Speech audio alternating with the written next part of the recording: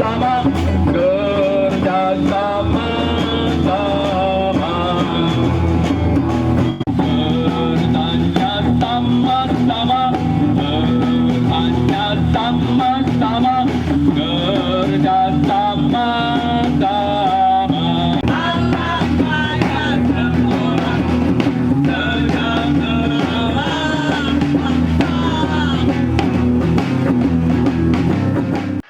Belasan ribu massa buruh kembali melakukan demonstrasi pada Jumat 10 Desember 2021. Menyatakan bahwa undang-undang itu adalah inkonstitusional bersyarat. Artinya apa kawan-kawan?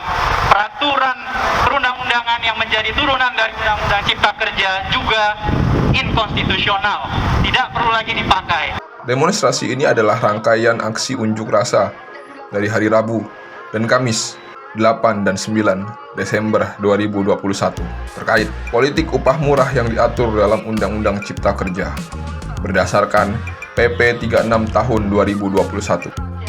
Aksi besar-besaran massa buruh berawal pada Senin 29 November 2021. Demonstrasi serentak di berbagai daerah, termasuk pusat pemerintahan Jakarta. Patung Kuda selalu diminati massa demonstran sebagai lokasi menyampaikan pendapat di muka umum. Setuju tidak? Bahkan sejarah membuktikan sejak zaman kolonial Belanda, sejak tahun 1882, 21 pabrik gula dimogokkan oleh kaum buruh karena satu tuntutan menginginkan upah yang layak, kawan-kawan. Aliansi buruh yang menamakan dirinya Gebrak, Gerakan Buruh Bersama Rakyat, terdiri dari Aliansi Buruh KBBI, KASBI, Serikat Pekerja Media, KPA, Konsorsium Pembaharuan Agraria, YLBHI, Yayasan Lembaga Bantuan Hukum Indonesia, serta aliansi mahasiswa dari GMNI, Gerakan Mahasiswa Nasional Indonesia, serta kelompok buruh, mahasiswa, dan masyarakat lainnya.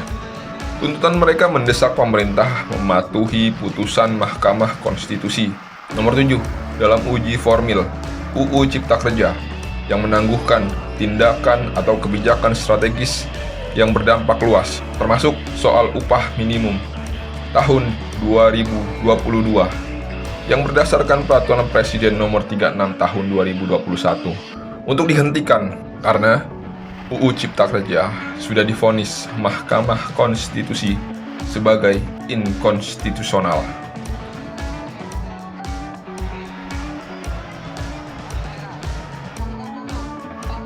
Selain menyatakan bahwa Undang-Undang Cipta Kerja inkonstitusional, Gebrak juga mengatakan bahwa Undang-Undang Cipta Kerja sebagai undang-undang yang tidak demokratis, tidak transparan, dan hanya mementingkan kepentingan oligarki.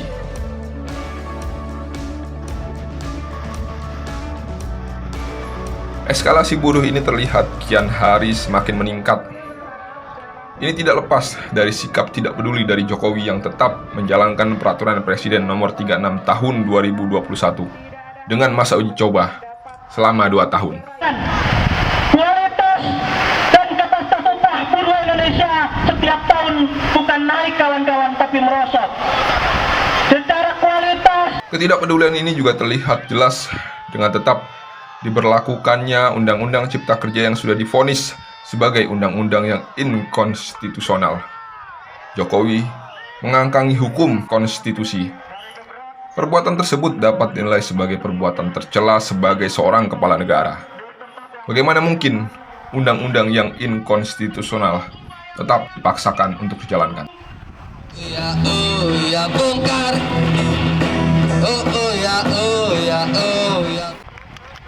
Jika massa buruh menilai bahwa Undang-Undang Cipta Kerja tidak demokratis dan tidak transparan, tentu hal itu sangat mendasar sebab Undang-Undang Cipta Kerja sendiri selalu mengambang dan penuh dengan multitafsir, sementara penafsiran tunggal hanya melalui peraturan presiden yang dapat dikeluarkan kapan saja tanpa mempertimbangkan menganalisa sisi kerakyatan.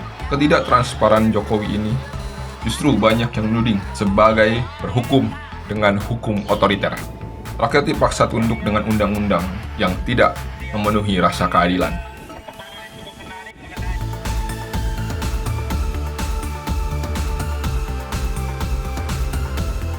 yang hanya mementingkan kepentingan oligarki. Bukan kelas buruh, bukan untuk kelas pekerja. Ketidaklogisan ini terasa ketika upah buruh dihitung dari inflasi September tahun lalu. Padahal, kebutuhan setiap tahunnya berubah. Bahkan kini, insentif pembalut wanita akan dihapus. Ya, standar upah layak itu paling tidak adalah ada 6 kriteria kita sebut gitu ya. Bagaimana buruh bisa memenuhi persoalan pangannya, buruh bisa memenuhi persoalan sandang, buruh bisa memenuhi persoalan papan, buruh bisa memenuhi persoalan pendidikan, kesehatan, dan sosialnya. Prakteknya, upah selama ini adalah jauh dari hal itu. Jadi kita penting kenapa kita mendesak Presiden membuat satu keputusan Presiden tentang kebijakan upah layak secara nasional gitu ya gitu. Karena selama ini penentuan upah kalau mengikuti Undang-Undang Cipta Kerja PP 36 justru hanya berdasarkan inflasi. Nah, bayangkan di mana letak tanggung jawab negara untuk memberikan peningkatan kesejahteraan terhadap rakyatnya. Yang ada adalah justru sebaliknya. Artinya upah buruh itu selalu dinamis ya Bu?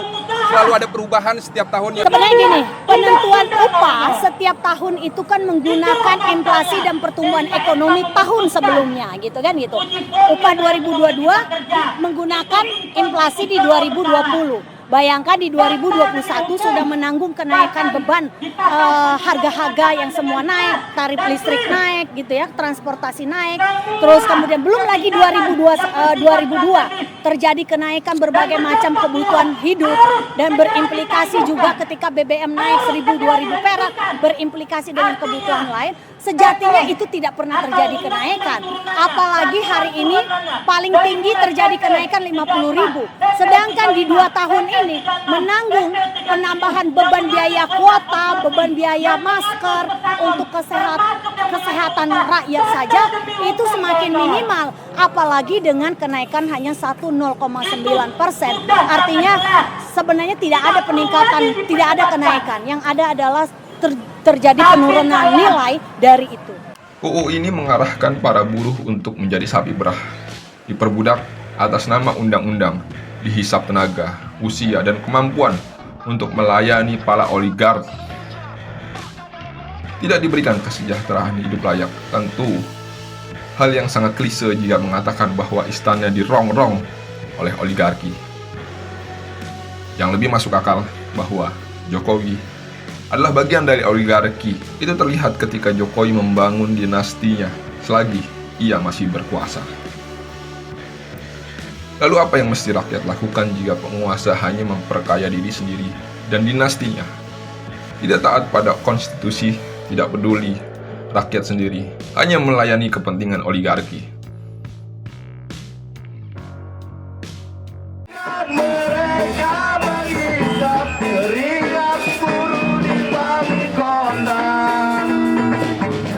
Tentu, tuntutan akan meningkat, rakyat yang akan meningkatkan eskalasinya, melakukan pemogokan massal di berbagai kota. Industri, pabrik akan kehilangan produksi. Masa akan terus bertahan berhari-hari, tidak hanya menuntut undang-undang Cipta Kerja dibatalkan. Eskalasi akan meningkat untuk menuntut Jokowi mundur, seperti spanduk-spanduk yang sudah banyak dibentangkan di berbagai aksi buruh.